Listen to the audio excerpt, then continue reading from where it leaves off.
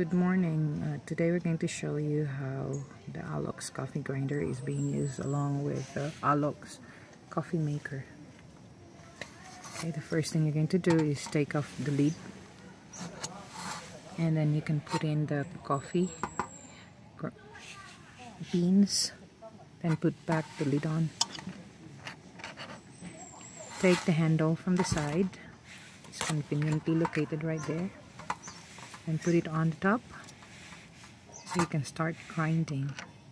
Okay, just like that.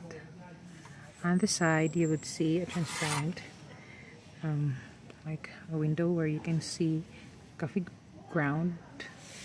Okay.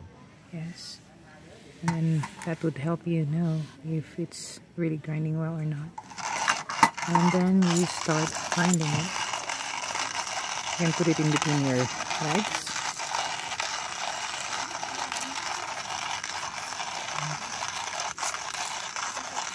Very easy to do.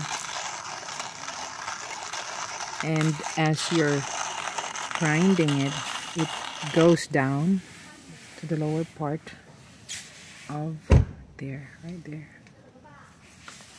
You can take the canister off. See the ground coffee right there.